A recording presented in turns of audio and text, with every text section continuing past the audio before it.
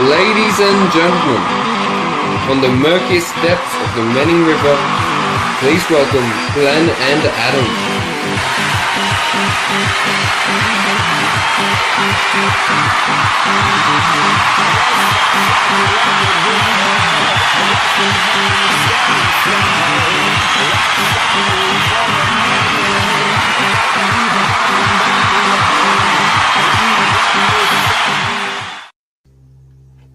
Hello, Glenn. Hello. Oh, we've switched sides. Oh, we have too. That's all right. Hey, do you like the ambient music playing in the background? Can you hear that? I'll turn it up for you. Can you hear that? No. Oh, No. yeah, just. I'll put my earmuffs in. I'm learning how to do all the tricks and stuff with this stuff now. You're getting good. Wish my missus would say that. All right, so anyway. Still in more practice. Yeah, that's right, exactly. So, Glenn, welcome to the chat. Thanks, Adam. Welcome to the chat, everyone else. Obviously, off to a good start. Straight downhill, so that's good. That's over and done with. Yeah. So we have a special guest tonight, Glenn, as we did last week. We do. But before we get to him, I'm just going to leave him sit there for a second. How was your weekend just gone, Glenn? Yeah, pretty good. Pretty good. Well, again, more of a tougher weekend, but still plenty of fish around. Yep. Bloody oath there was. So just weren't fired up enough to be hitting surface on a regular basis. Picked up a few small ones on the bench. But yeah, they just weren't as active as what I would have liked. No, that's right. Yeah. Well, I got out on the Sunday. You went to Foster on Sunday. I did the Manning.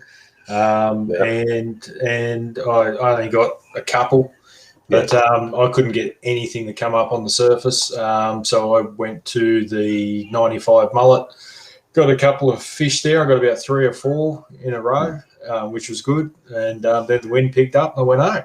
Yeah. So that was it. So I actually kicked it old school for a little while there down on the flats. So I parked the boat and got out and walked on the sand flats, which was good. Oh, yeah, I was thinking about doing that on the weekend, but I had mud and I probably would have sunk up to my waist. Well, those areas you can't walk them. It would have still been there. So anyway, that's enough of us talk. We want to get the expert in here, don't we? Yeah, of course. I know, and everyone wants to hear the expert. Today we are talking about Wallace Lake, and there's no other man that knows more about Wallace Lake than this fella. HM Lures. Woohoo! Aussie built lures for Aussie fish. Get them at hmlures.eckwood.com.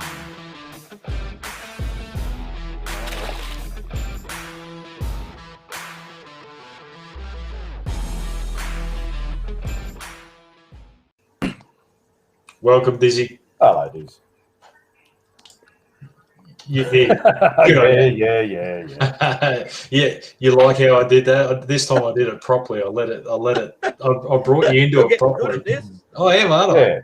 Yeah. Too bad you don't fish that good. I know. Maybe I should get Glenn on this side of the computer. Oh, hell no. You did the tech stuff. Yeah, so, but no, thanks for joining us again, Dizzy. Everyone's been looking forward to this. We're going to be talking Wallace Lake today. Yeah, good old Wallace Lake. One of my favourite places. You love it. I know you do. Yeah, and you won a few Bream comps there, mate. And we got heaps to talk about today. I got clips. I got all sorts of information for people, and you're going to make them catch all the Bream in the lake, aren't you? Oh, well, if you say so, but is there any Bream left in the lake? I don't know. I haven't chased Bream out there for ages. My last few trips down there didn't see it performing anything like it used to in its heyday. Yeah, right. Yeah. I mean, Glenn, you're a Bream pro from way back. You've been chasing many. Yeah. I chase Bream all the time. But I'll be honest with you, I am seeing some of those big blue nose buggers getting around the leases. Yeah. There's been a few about, so. With a bit of luck, we might be able to help someone catch a few tonight. So there's if someone come up to you and said, where would I go to catch Bream, a novice, where would you send them? What, in the lake? In the lake. Straight to the spot that I showed you that you couldn't get right on your GPS. Ah, that one. So we would be talking about the little diagram that I'm just about ready to put up on the screen. And I want you to explain all about this little diagram. Okay, so this might give away your spot, mate, but you still got to find the fish out there, don't you? Nah, there's no such thing as spots down there anymore, mate. There was years ago, but everybody knows all of the spots now. The secret is timing and knowing when to be there. That's exactly right. Yeah. So we can still talk while I put this up, but you'll know straight away as soon as I put it up. I got an expanded view and then I got a zoomed in one. Okay, so you know exactly what this is as soon as it comes up on your screen. Is it upside down? Well, not really. It's just because it's zoomed in a bit. So up the top left-hand side, or it might be for you, I don't know. Up the top left-hand corner is Coomba Bay. Yeah. Okay, I know where we are now. And then we've got weed beds all down through there. And I'll just zoom in a bit more so that you can sort of get an idea of what I got here. Yeah. So you want to explain to people what that yellow line is, what those red dots are, and then what that blue arrow is. I don't know. I didn't draw it. You did. Well, you know what it is. You told me exactly what to do out there. So this is your doing, this one. Okay. Well, I'm gathering the yellow line is the zigzag. That's right. Yeah. Yeah, where you zigzag in and out. Like that's how I fish the area. I zigzag in and out. And I pinpoint certain areas where the fish are sitting, especially depth-wise, because over there it doesn't change. The depth does not change a great deal, but over a 20 or 50 meter area, it might drop, like 100 mil in some areas. That extra 100 mil might be the area where the fish are sitting in. Yep. The next hard part is to make sure you got the right lure for that area. That's right. Yeah. Most lures, if you're throwing cranks, dive too deep and go into the weed, or they're too shallow and they stay up on the surface. Finding something that's going to sit in the right depth is the other critical part for that area. One of the best things you can use when you're searching for fish is plastics. Mm-hmm. Plastics sometimes are one of your best search materials because you can just move along and peg them out everywhere and just quickly work them back. And then all of a sudden you get a tap, everything stops, and you start fishing that area. As soon as you get a bite or you get something that gives you an indication. For me, sometimes all it is seeing a piece of bait jump in the water. I stop instantly and start fishing it, cover the area and see if I can work out what they're doing. But the thing is, when you're zigzagging and you're working it out, when you're getting bites and you're finding fish, you'll notice it'll be a certain area, like we had all those red dots. It'll be a line along there where it seems to fish better than in or out. So when you start finding that area where those red dots are, the secret then is to, instead of zigzagging, is to try and do a drift along those lines and just keep covering the area, just moving 20, 30 meters apart. So your next drift, you're casting away from where you haven't already cast. Yeah. Once you get onto them, you just got to keep in that area until they really switch on. Yeah. And there's always a time and day in that lake out there where they love switching on, and it's almost like clockwork. 1 o'clock in the afternoon, bingo.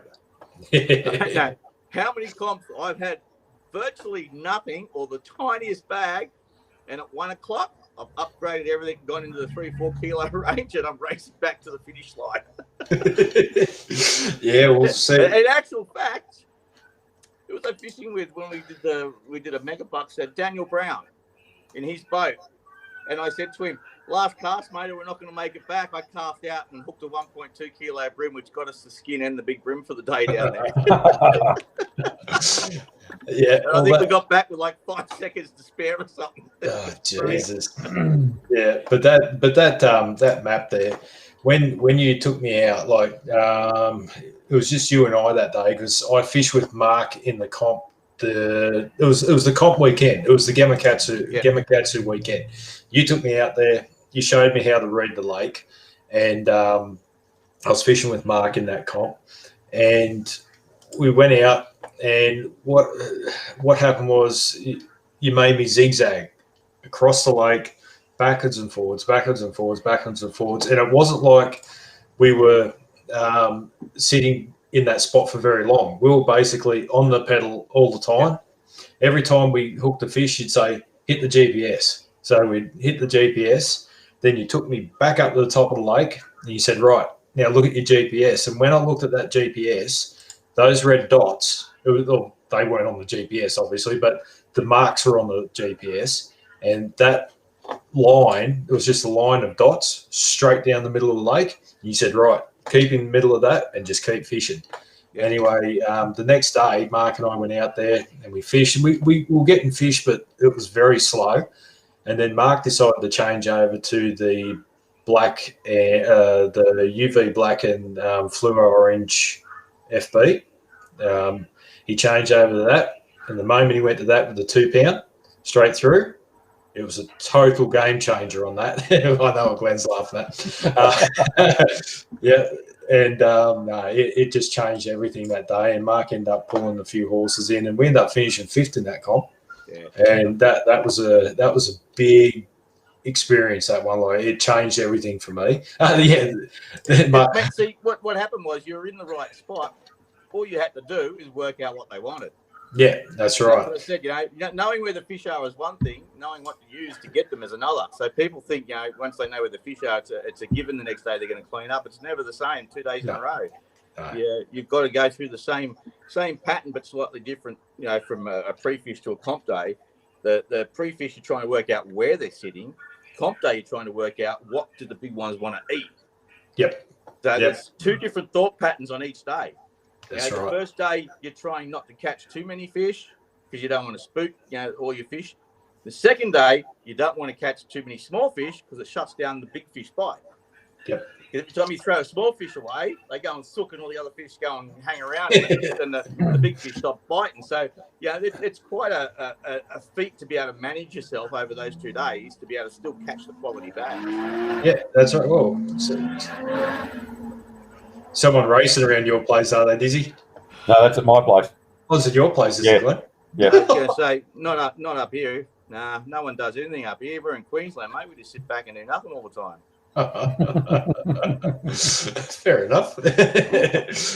So I've got some clips here too, Diz, of when you and I went out and did a bit of filming on the lake. I've got a couple of clips from the Manning as well, when I took you to my spots and we cleaned up.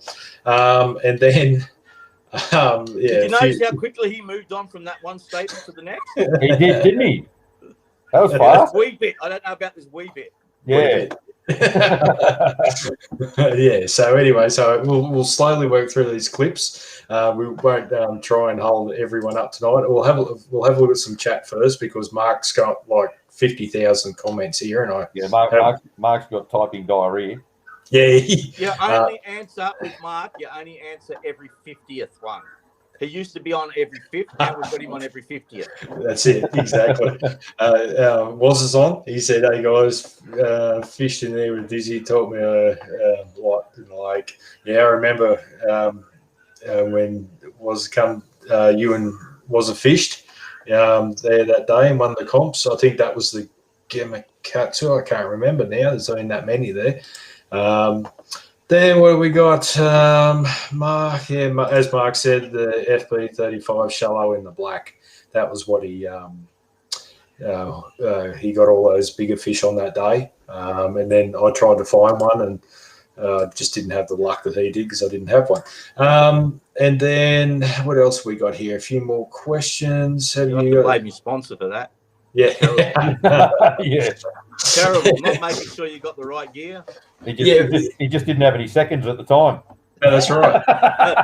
They didn't get seconds in those days. No, not those ones. There wasn't any seconds. Yeah, but you know what happened? The only reason Mark changed that was because he's seen you fish with it the day before. He's seen a photo of it with you with you using it, so that's why he's changed to it. He even told me. So I seen Dizzy use that. He said, "I'm going to use it, see what happens."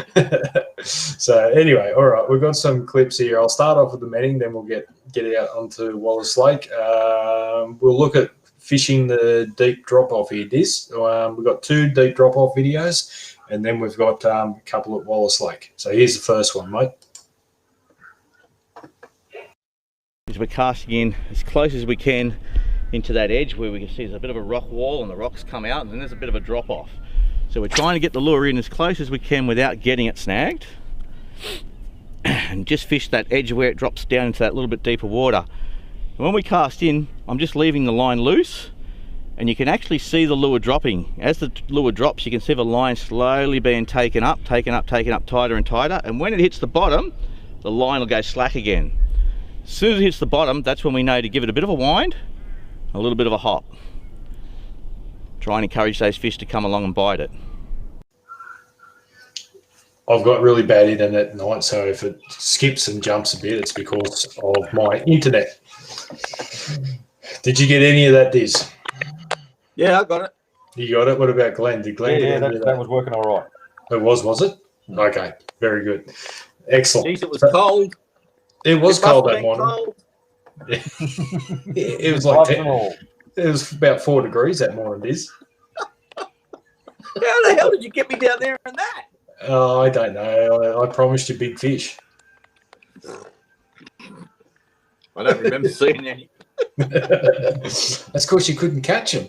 Anyway. So anyway, you want to talk a bit about fishing those drop-offs and stuff like that. I've got another video here in a second, but the importance of letting it sit. You were using plastics, obviously. You're using the grub. Yeah.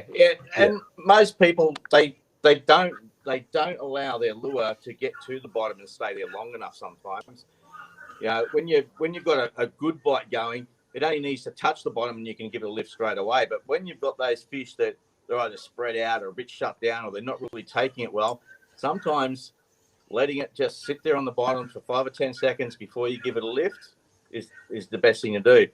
The other thing is a lot of people do how do you explain it? I suppose the double twitch type lift. And I've always found that only to be good when the fish are really switched on. When they're not switched on, I just like one straight lift. Not too fast, just nice, and just bring it up nice and easy, and then let it wind up the slack line, let it go drop back down under its own weight. And you'll find that those fish in that deep water, if you can work it slow enough, you usually get the better quality fish. If you're working it too fast, you'll always catch small fish. It's just, if you're catching lots of small fish, the general rule of thumb is either there's no big ones there, or you're working the lure too fast. Yep. No, that's fair enough. You got another video here. This one is in the Manning again. So this is fishing deeper water down towards the where are we here? Round Harrigan's, where Glenn and I chase the sharks. And I'll play this one, then you can have a chat about that one. What we're doing in this area is we've actually come out off the bank.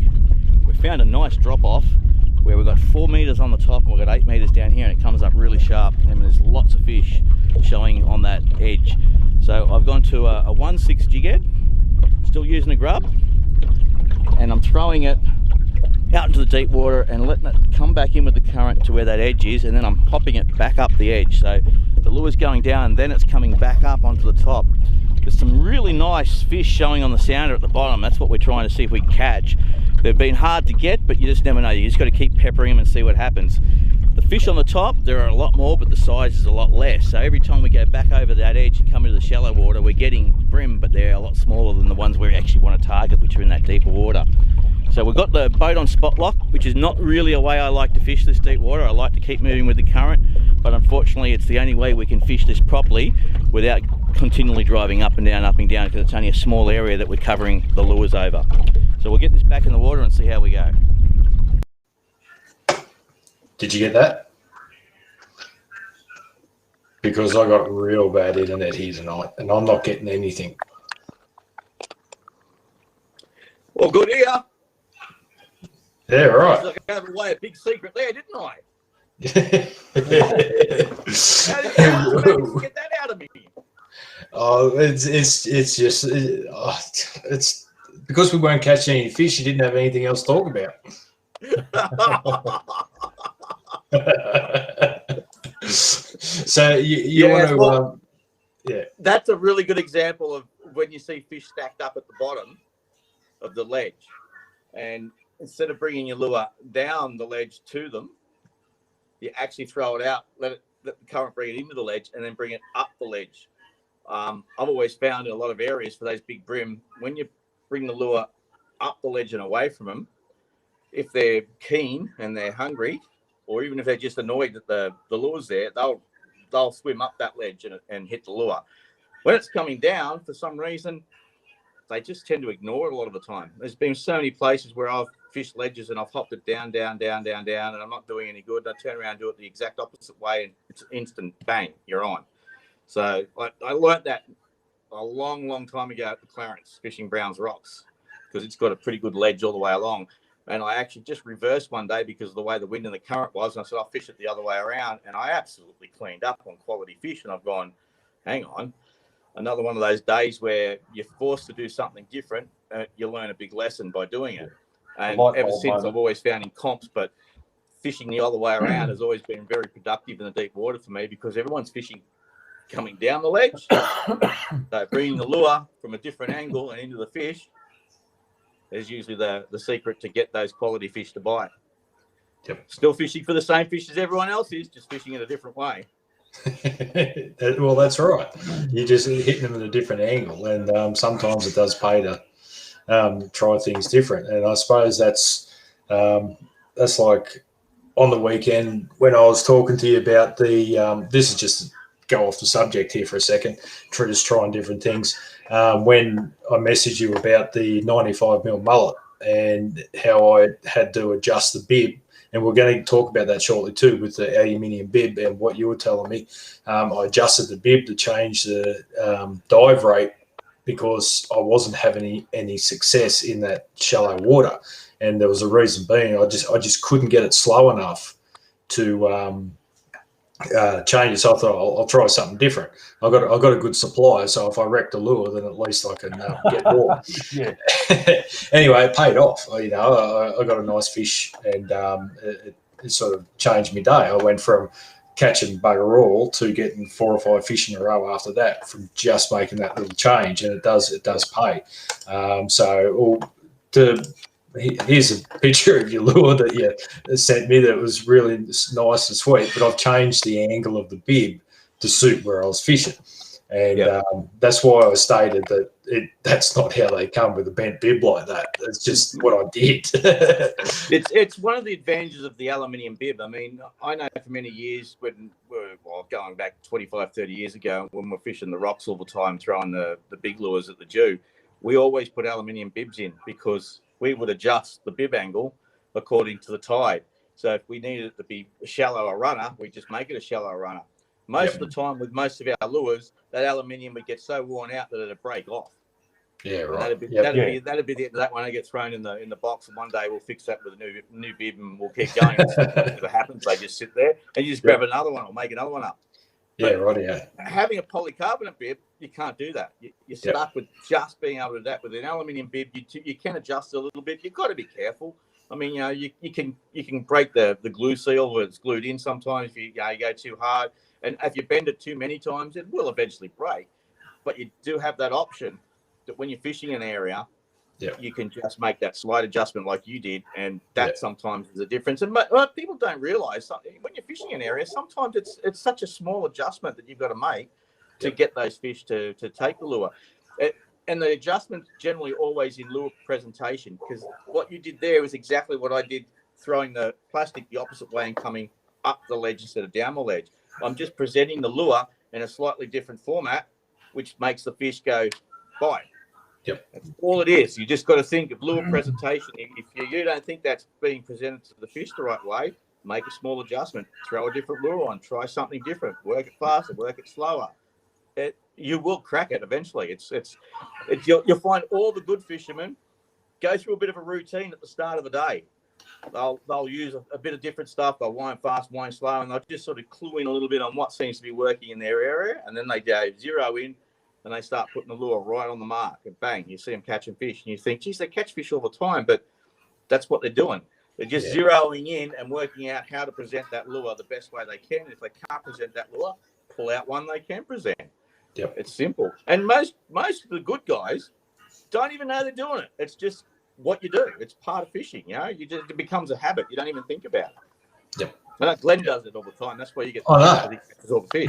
I was about ready to say, Glenn's sitting there all quiet. He's going, that's me all over. I was actually just running through the different ways I fish those divers. Yeah. Like in 2 foot of a foot to 2 foot of water, a slow retrieve, just wake baiting them across the surface, to a slow retrieve under the surface, to hammering the bottom on a rip of the rod, and then letting them float back up, or a light rod twitch that has them darting around all over the place. Like you could, and some days only one of those will work. Yep, and that's why some guys catch a lot of the fish all of the time, because they're going through the routine of trying all those different methods and different ways to present the lure, and eventually they crack it. And sometimes they crack it real early because they already look at the water and they go, I reckon this is going to work today, because they've been in that situation. And 9 out of 10 times they start pulling out the right lure and doing the right technique straight up. Yeah. And if they don't, it's usually one small adjustment and they're onto it straight away. And other guys that are still learning have got to go through the process of constantly doing everything and learning what's working best in that area. And a lot of the time you don't need a fish to bite. You just need to watch your lure and see what it's doing in the water. Does that look like it's going to catch a fish as it comes back? If it doesn't, then you're doing the wrong thing. And you can actually do multiple retrieves in multiple actions in the one retrieve. And if you find you're getting hits on one type of one section of that retrieve, then that's the action that they're reacting to on the day. Yeah, that's exactly right. And that's for all fishing. It's not just for brim or flathead or anything. Every fishing is the same. It's the fishing's got the one basic sort of technique that we all do, no matter what we're chasing. It just varies a little bit depending on the type of fish we're chasing. And once you sort of understand how it works, you can put yourself on the fish pretty much in anywhere you go, pretty fast. Yeah, as long as there's fish there, you can generally work out how to catch them. So the hard part, I've always said, it's not catching the fish, it's finding the bloody things. That's the hard part. That's right. If you can't find fish, you can't catch fish. As simple as that. Yeah, exactly. Yeah, and how many times have we been out, Glenn, and we're looking for flathead, or if we're chasing flathead, we're looking around, we're going, I haven't seen any. We haven't seen any. Your heart sort of sinks. You go, well, if you're not seen any, they're not here. But if we turn up to a spot and we start scaring big flathead everywhere, we're like, they're here. Just going straight away. Yeah, we just got to try and get on the bite, and that's it. You know, like it's a big game changer when you rock up and you see the fish. That's where. Yeah. So, Mark wants to know, when do you use scent on the lake? Is it if you're not getting many fish, or you want to get better quality fish? I believe that Mark's asked this question about 50,000 times, Dizzy, but I'm going to get you to answer it again. Just for other people. All right. Let me see. I'm trying to read it. Oh, scent on the lake. Yeah. After you find the fish. There you go. Yep. I never use scent to find fish. I use scent to increase the size of the fish I'm catching. That's it. Yeah. And I've heard you say that a million times, and Mark's gone and asked it again. But using scent to find fish is anti-productive. Yep. Yeah. Because all you're going to do is whatever you found, that's what you're going to catch. But if you can find fish, and then you can start looking at, working out what's the best lure, and then adding scent. I've always found that adding scent once I'm on to good fish gets me the better quality fish. Yeah, and I got the comment I expected from Mark. I asked it so others know the answer. I knew he was going to say that. What's Footy got? Hey, mate, he's saying afternoon. So good to see him here. All right, what have we got here, Des? We've got another video for you. Now we're going out to Foster. We're going out to Foster here, mate. This is a very important service announcement here. Glenn, I've heard another bloke talk about this. Dizzy, you listen to this, mate. It's just been busted off on a fish back there, so we've come up for another drift. I'm going to retie this on, but a little thing you got to learn, especially when you're fishing around a lot of these areas where we've got a lot of oysters, we've got a lot of branches, there's a lot of rubbish on the bottom, is you need to check your leader all the time. Now I'm running my finger down there, and I could feel just there's a little nick in my line. I can feel it's not quite right, so I have to make sure I cut my line off there so it doesn't come in. But I also like to run my fingers up the line a fair bit as well in these areas when I've been busted off, just in case the fish has gone through a few snags down there before it broke. It could have rubbed a bit more of your line off. If you don't keep an eye on that, you can have another cast, hook a good fish, and the line's going to break straight away in that area. Very, very important words there, Dizzy. Hey, all the time. I've heard Glenn talk about that too. Yep, and I also say don't chew through the line with your teeth. I've lost so many fish by not checking my line. It's not funny. Yep. After a while you learn, mate. It just becomes habit for me. It comes in and I just run my fingers down, I don't even think, and then I go, oh, what was that? As soon as you feel something, you go, oh, I got to change that. But yeah, I mean, I do it even when I'm on weed beds, because I know that just your line going through the weed hits a bit of one of the little barnacles or anything that's growing on the ribbon weed, and that's all it takes. It's just got a slightest nick in your line, and as soon as your line's under pressure, that just rips and pops. Yeah, that's right. Much to break, so. Yeah, no, that's all right. And not only that, if you don't check it, or if you do check it, you don't change it, and you hook a big fish, you start panicking, because I did that on the weekend. You know that video I sent you, Dizzy, of that flathead I skull dragged out of that area? Yeah. Well, prior to that, me casting out that lure again, there was actually a big nick in that line. And I thought, I'll change it in a minute. I'll fix it up. I started panicking. Yeah, I started panicking straight away. You know, that's why I was like, "Oh yeah, I got it in." That's why. But yeah, so that's why I panicked a bit there. So it is very important to check and change before you take that next cast. Yeah, I'm pretty sure we've said multiple times. Oh, there's a big nick in my line. I'll guarantee I'll hook a fish next. That's right, exactly. Josh has got a fish Wallace Lake over the weekend. Was staying at the island at Larney's. Couldn't believe the flatty laying up in the shallows in like 200 mil of water. There's no flathead in that area. None at all. None at all, mate. You're seeing stingrays. Must have been. Those long, skinny stingrays. That's right, exactly. Yeah. No, there's a lot of big sand flats out around that area, and some good areas up inside leases as well. Yeah, there is. What have we got here? We've got another video. Another important wise words here from you, mate. Here we go. I just got a snag in this area. So I've probably been fishing a little bit heavy because the lure's been staying on the bottom a bit too hard.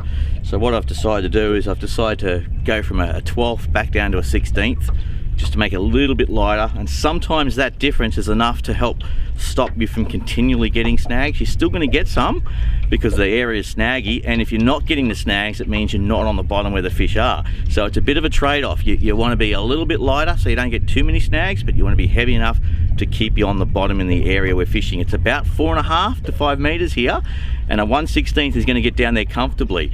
As long as we keep the boat drifting at the same pace as what this current's going, we won't have any issues getting that lure to the bottom where the fish are. That's why you're saying you don't like being spot locked in one area when you're chasing bream. You like to be travelling with the plastic. Yeah. Dirty spots lock. It's ruined most of the good fishing spots in the country. Yeah.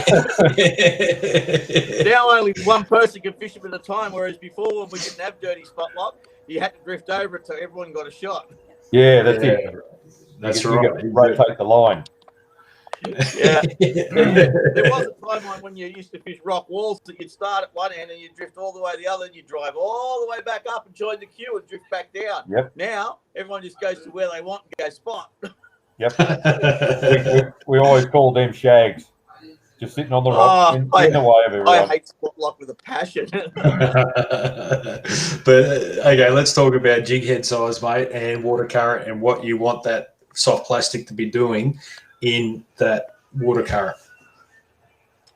I don't like the soft plastic to be hard on the bottom. In other words, on the bottom and you're dragging it. I like it so that even with the slightest bit of current that goes past and it just bumps off the bottom, it'll come up and down and look more natural. And then I can put little tiny, really small hops to the rod tip. And when I say tiny, I might be moving the tip of my rod by between 2 and 6 inches to make that lure at the bottom just moving up. And that's all I'm doing when I'm fishing deep.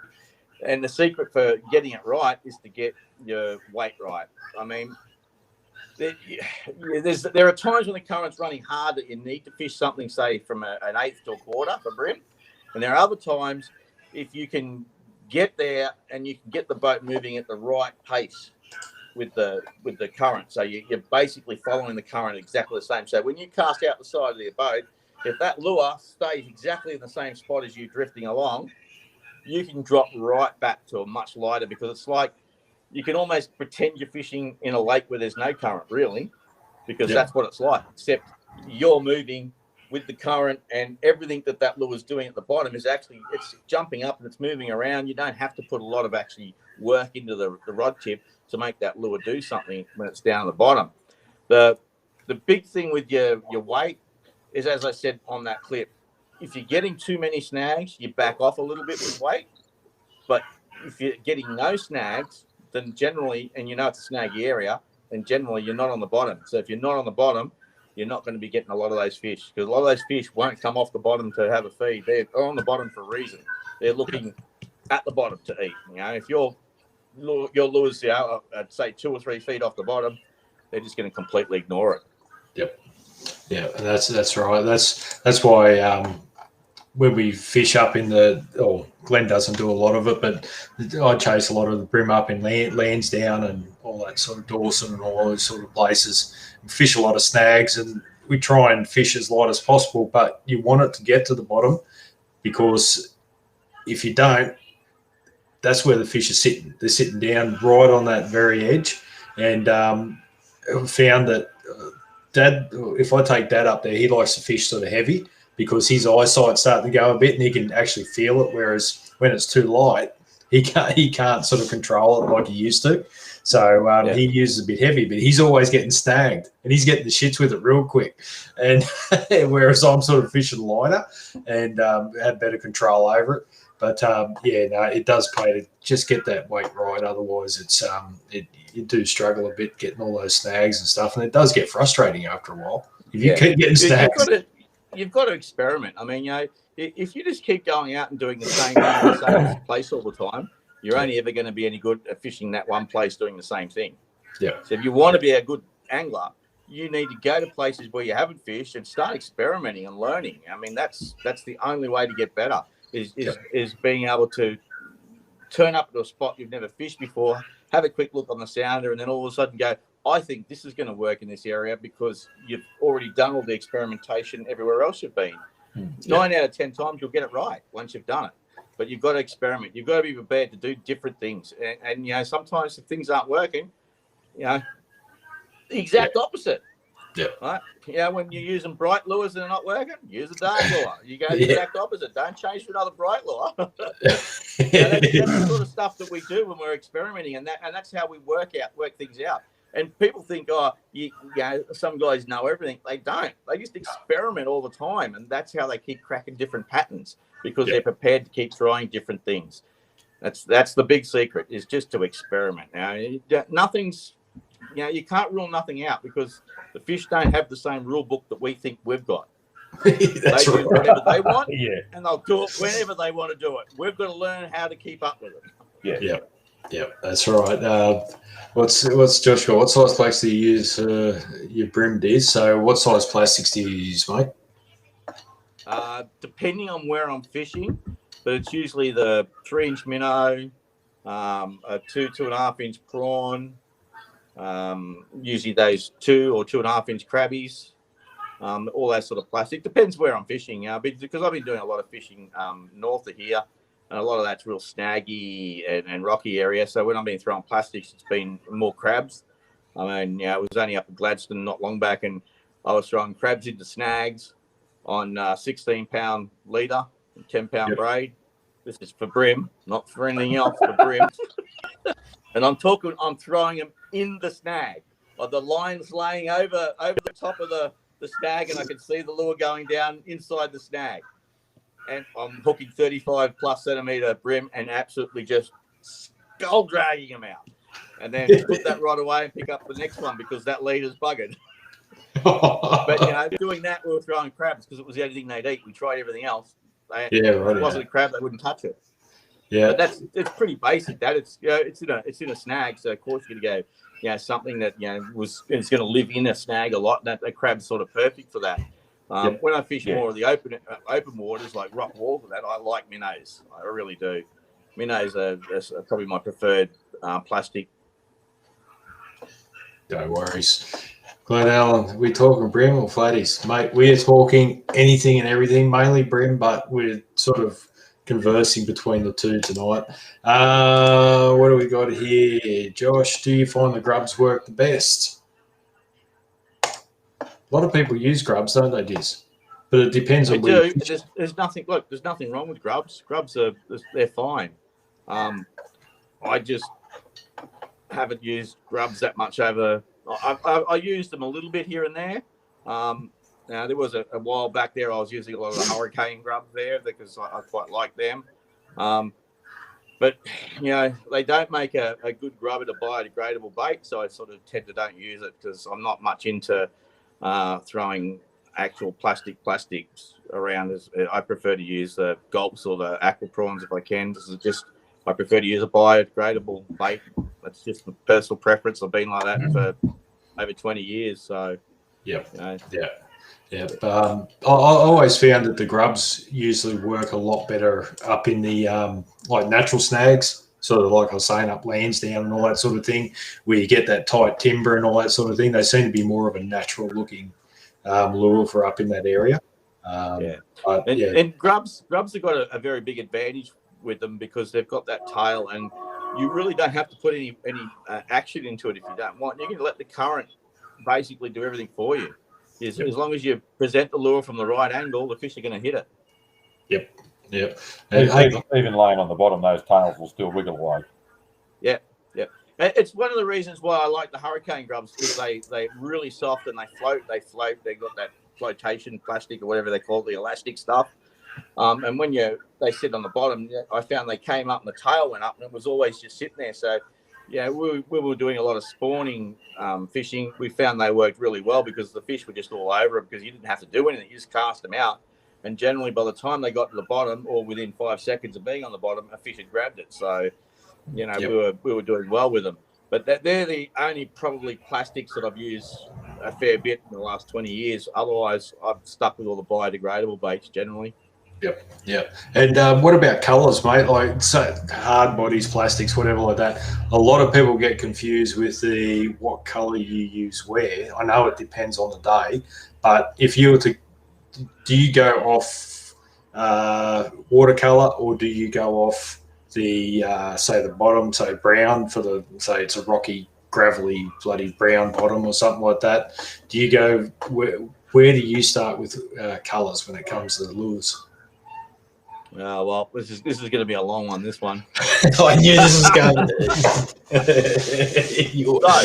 Someone had to ask it. when I'm in crystal clear water, whatever colour the bottom is generally the colour I'm looking at starting with, and white. So anything with a white belly and that sort of colour, I'll go for.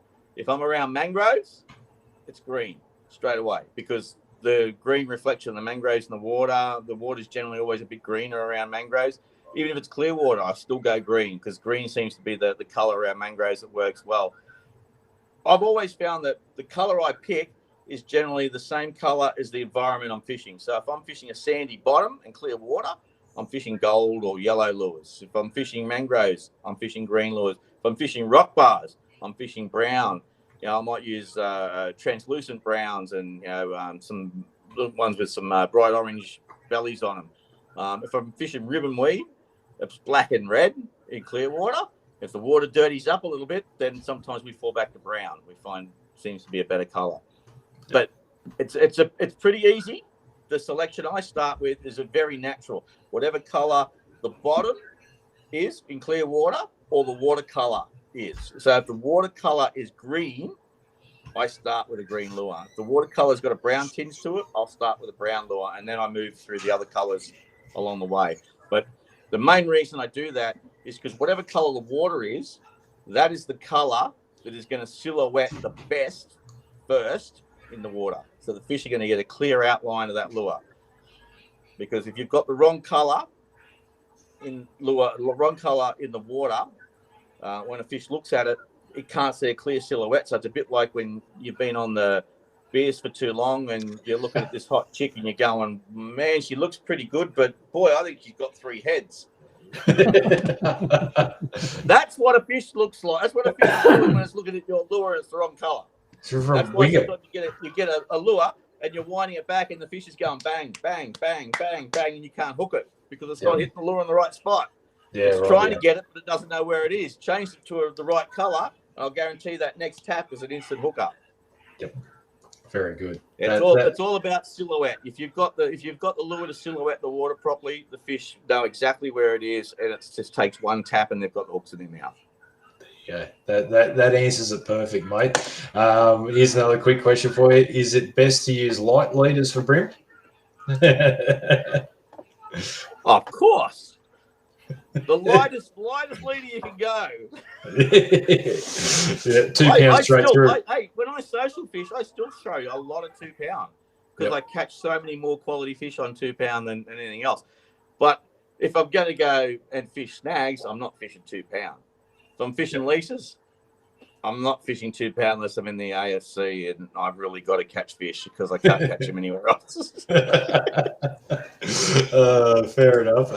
No, I generally start at 4 pound is about my area. Mainly 4 if I can. I'll go to 3 if it's a bit clear.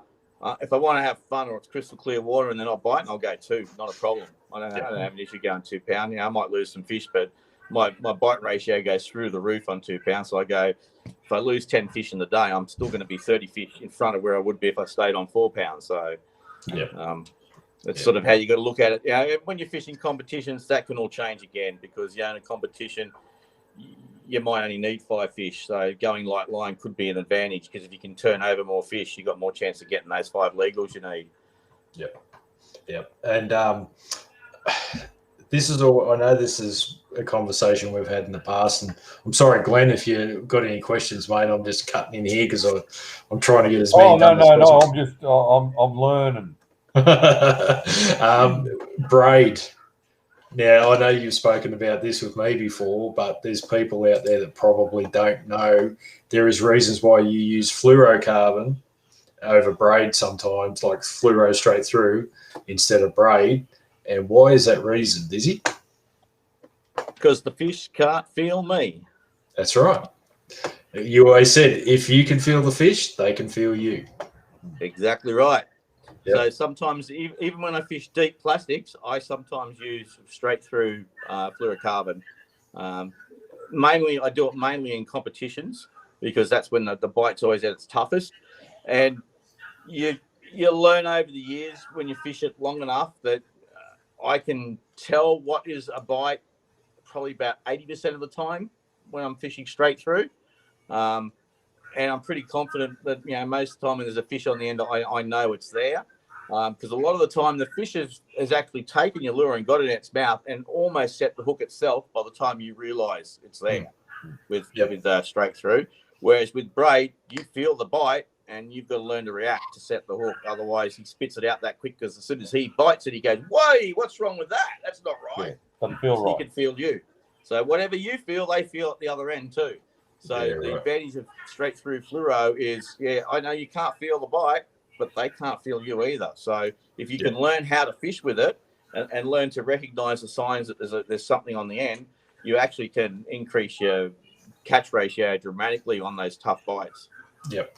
Yeah. And when I'm fishing snags and timber and stuff, I don't fish braid anymore because I get the shits with it real quick. Because if I get a snag and I've got to keep doing leaders and stuff, it just does my head in. So I just fish straight through all the time now. That's you know. What are you doing leaders for? Don't you tie? There's only one leader not to tie that doesn't break. Yeah, I know. Come on, you knew about this 10 years ago. You're still not doing it. Yeah, but it gets shorter by the end of the day. I get sick of it, so I don't want to put a new one on. What, you only take one rod? Oh, I take 2 or 3, but, you know, like I lose it pretty quick. I get a lot of snags. I hook a lot of trees, Dizzy, and I'm not talking about the ones in the water. I'm talking about the ones up in the air. Oh, you're one of those guys that goes fishing for drop bears. He's a mangrove monster. Exactly. Actually, Glenn's going to send you a couple of lures one day, mate. He's got some ripper surface lures. I know you're not a surface man, but he's got some good those ones I used to make. The bugs, yeah. Man, the Bream go nuts over them. Yeah. He's going to send you some. You should start making them, Diz. Remind me tomorrow, and I'll put some aside. No time. I've been trying to do this one for this will be 75 mil for, I reckon, 2 months. That's as far as I've got. That's a new little Bream molly just there. Here we go. I got one more video, but a couple of questions here from Josh. When fishing oyster racks for Bream, does the height of the tides play a big role in it? Yeah. You've got to know which racks fish best on the high tide and which ones fish best on the low tide. Some racks at Bream prefer the high tide so they can get on top of the racks and eat. And there are other racks that have got a bit of depth to them where they prefer the low tide where they can get in and hide into some areas. And each place has got its own own areas that are like that. I mean, down when we used to fish, what was it called up the back of the Hawkesbury? One of the offshoots. I can't remember what the little channel was called, but we had a couple of racks up there that on dead low tide were just absolutely deadly for big fish. But you might hook 100 and get one out. Yeah, right. Still, we tried. Every comp we tried. Never get one out. What do we got here? FG. Josh asked if it was at the FG. No, Dizzy's talking about the PR. Dizzy loves his PR knot. So do I. I still do it on all my rods and Glenn's and our shark gear. All our shark rods are PR too. I can't believe you're going to do leaders when you're out there. Put more leader on. Just start with a really long one. It gets real right, short real quick. Yeah. I put like 6 or 7 rod lengths on. Yeah. on every rod before a comp. No such thing as a leader knot when I'm fishing in a comp. I don't even do lead knots when I'm social fishing. Yeah, no. So, what have we got here? We need a demonstration, one by Adam and one done properly by Diz. Good on you, Mark. I appreciate that, but you can get stuff and do your own. What do we got? Okay, we're going to watch another video here, Diz. Geez, we're nearly ticking on an hour already. Here we go. All right, here we go. I'm doing here. So I've got the boat spot locked, and we're fishing to the bridge pylons, but we're fishing to the sunny side of the bridge pylons. We tried the shady side. The fish didn't seem to want to bite properly there, so we're throwing now over onto the sunny side, and that's where we seem to be getting a few reasonable bites. We're just going to keep peppering it and see if we can get one of those quality fish to come out. And the secret here with these crabs is to make sure you get it as close as you can to those bridge pylons and sink it down. You're going to get a few snags fishing this way, but unfortunately that's the only way you're actually going to catch the quality fish. I didn't get any of that, but you know, I've seen it before, so. You know, I saw it that time. Oh, did you? Okay. Do you do many? Do you fish many bridge pylons in your comps, Diz, or do you just do it from time to time? There you go. I know what he's getting at.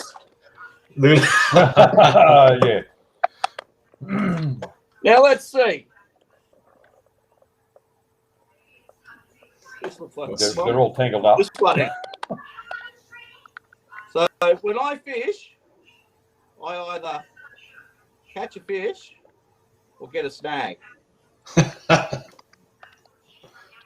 That's why I make my own crabs.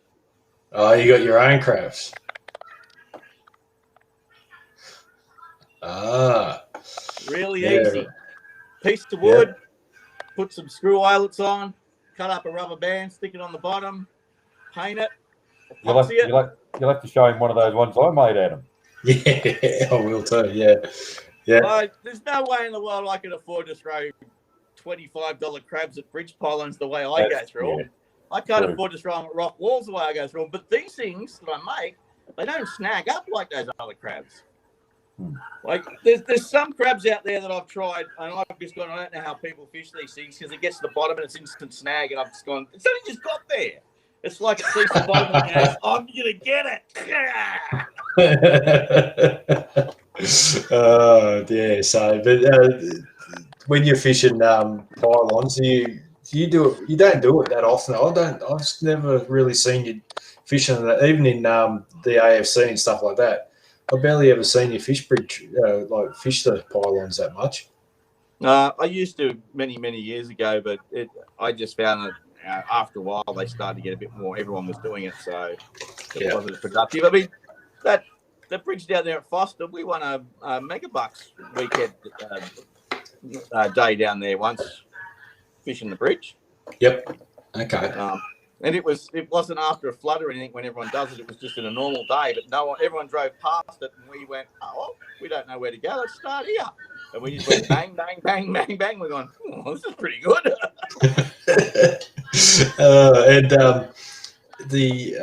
was I going to say? What I was going to say was, if people are interested, there's actually full feature videos on YouTube, on Aussie Bream Secrets YouTube page, with all these videos plus extra bits and pieces with you talking about chasing Bream too. I meant to mention that they are on there, so people can jump on there and have a look and watch these in full length. They go for about 10 minutes each, so there's quite a bit on there that I haven't put on. I've just put on sort of some of the important clips. But what have we got here? I'm just going through these questions again. Adam wishes you would get. Adam wishes you would give him crabs, does he? You're a legend, Mark. See you later, mate. He's a lost unit. He is. Jesus. Hey, Diz. I'm going to show you something, and Glenn might be able to answer this one. This one's a ring in here. This is completely different. But Glenn, do you know who this is? No. Did you have hair once, Glenn? Where the bloody hell did you get that from? I go hunting, Glenn. You've been looking through my family album on Facebook. Oh, there's a shit pile of photos from there. Yeah. Oh, yeah. That was back in the day where I had mullets and hair. Holy smokes! Yeah. Don't worry, Glenn. He's just jealous because he hasn't got the expert. That's right. Yeah. You know, as you get older, all of a sudden you're just good at everything. Grass doesn't grow on a busy sidewalk. That's right. Yeah, we could say that. Yeah, I can. Yeah, it must be very busy. Sorry. Yeah. Yeah, well, look at that one more time. Look at that. Yeah. That's awesome. I'll have to bring up some more next week. Oh, yeah, there's plenty in there. Yeah, that's all right. I think we've been going for an hour already. Geez, that time gets away quick. It does. And I actually sent you a little video on Messenger of a little bit of water that you can show when we do a flathead talk. Oh, did you? Okay, cool. Oh yeah. Oh, that's out of Foster. Yeah. Yep. Rightio. No worries. I'll do that. Awesome. Oh, that was your message. Mine, yeah. Yeah, rightio. Is there any more questions? Any photos of Dizzy? Oh, Jesus. I was supposed to show a photo of Dizzy, and I haven't done it yet. And it's not on my computer. Dizzy shaking his head. It's posted up on his Wonderwall. There is a photo of Dizzy that Mark sent me, and I've bloody forgot to put it up. There, he should have reminded me earlier. Thanks, Mark. Well, I think that's just about it. I think you've answered just about everything that people need to know. We talked about oyster racks.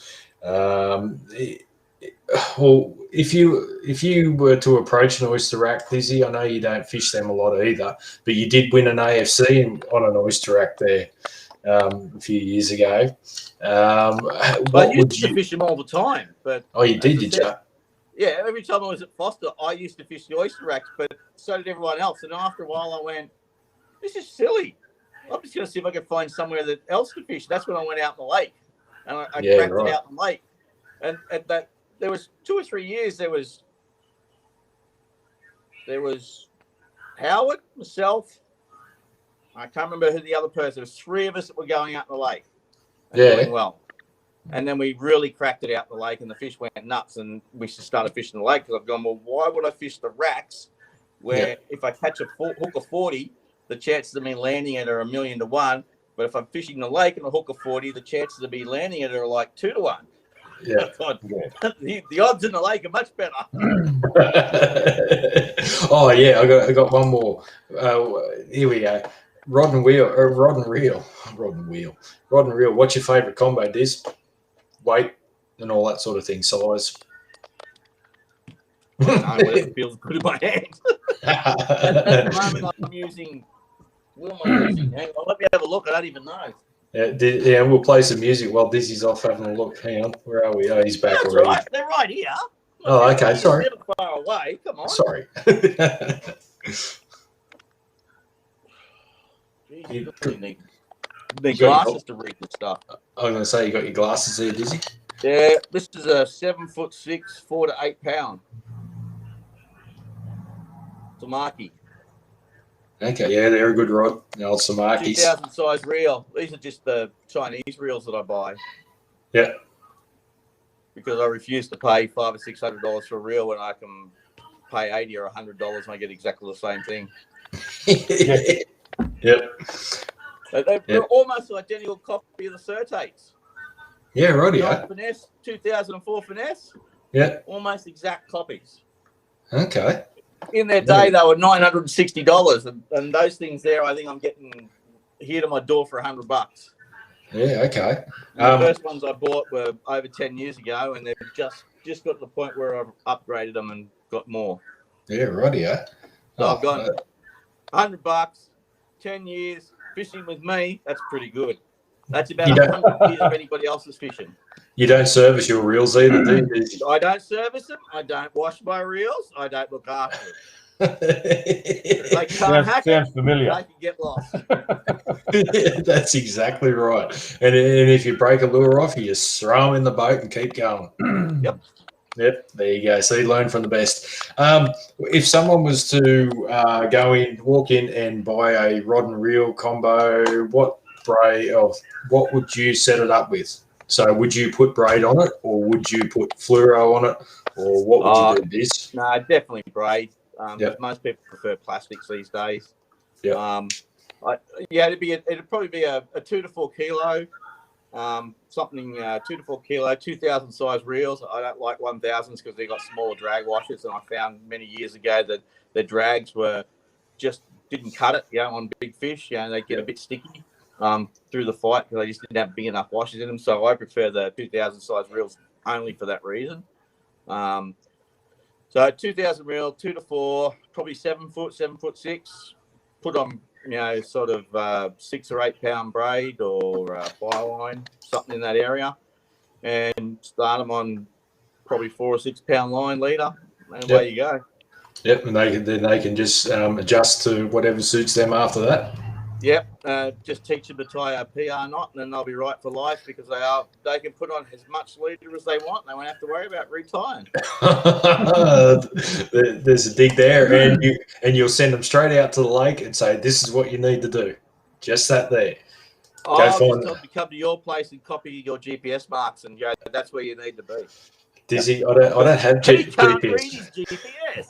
You're right. I can't read the GPS because I don't have my Lowrance sounder anymore. It smashed on me, and all the GPS. How did it smash, Adam? I don't know. Oh, okay. I accidentally bumped it, and it just.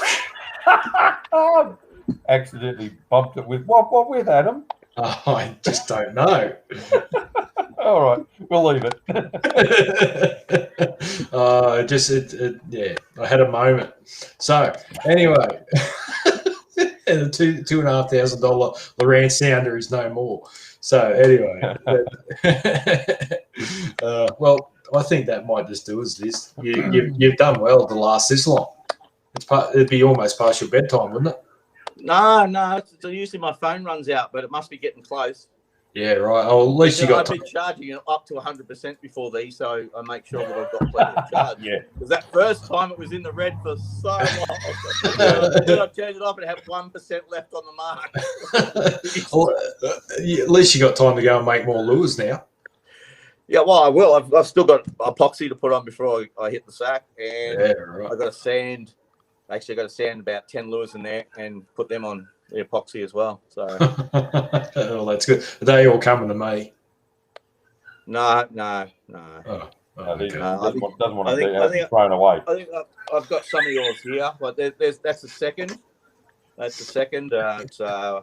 What's wrong with it? It's got something wrong here. It's a bit of a smudge there. So, yeah, right. Okay. That's another second.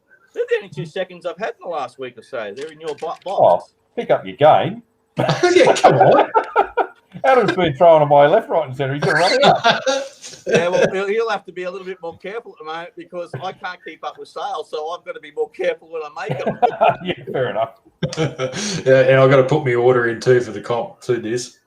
Yeah, I told you better hurry up and do that, otherwise you won't get it in time. Yeah, so I'll do that. And when is the comp? 4th and 5th of December. Yeah, okay. You better get it in. I'll get it in tonight. Because for me to do from start to finish, it's almost it's from the time I start the lure, the time I can finish a lure, it's almost a 3-week process with all the drying in between and drying and curing and then back to sanding so I can recoat. So I can shorten it up, but you can make them rough. They're only for Adam. Yeah, well, it compromises the strength of the lure. So if you want the lure to be at 110%, I need better. 3 weeks. Glenn needs a head start somewhere. Just use PVA glue to put the toe points in. He might land 1 or 2 fish before it goes soft and falls out. Oh, Jesus. That'd be great. I'm filming that day. Let's look at this photo again, shall we? Yeah, that's awesome. All right. I think we might call it quits. I'll have a look at the chat one last time. And that should Adam. What Mark's doing now? Adam doesn't need strength in lures because it's only Glenn who catches the big ones. Hey, you want to hang on? Let's just have a look at this. Adam's got a photo of a meter. He might not have shown anyone yet. I don't know. Oh, the metery. No, I don't have any of those. I thought that's where you were heading with that one straight away. Anyway. I'm out of here soon. My phone's just told me, guess what? All right. On power. All right, mate. We'll let you go. No worries. I'll catch us next week. We'll Okay, week after. mate. When you want me back. All right. We always want you back, Diz. We need lures. Well, the more time I spend here talking to you, the less lures I'm making. Oh, yeah. Don't talk to Glenn. Keep going. See ya. All right, I'll catch up with you later. See you, mate. Thank you very much. See ya. Catch up. Very good. Well, that was good. Anyway, I think that might just about do us, Glenn. I think so. I can get my chicken out of the oven now and have dinner. No, you got to let it cook for at least another hour. No, it was cooked before we started. Oh, was it? Oh, okay. So it stayed in there to keep warm. Yeah, right. Yeah. Okay, very good. All right. Well, I think that might just about do it. We appreciate everyone's joining in tonight. We actually held a pretty good audience tonight. It was averaging 30 people all night tonight, so that was pretty good. Yeah, Dizzy brings them all in from the his milkshakes too. Yep. So he's our milkshake. Yeah, that's right. Anyway, all right. So I might play the outro, and we thank everyone again for joining us, and we will see you all next week. And that's it. Thank you very much. Thanks, everyone. Take it easy. Here I come and here I go, off along the dusty road to hell. To hell, to hell. So join my table, pour more wine. What's mine is yours, but what's yours is certainly mine. It's mine, all your land and all your time, and your precious little child is mine.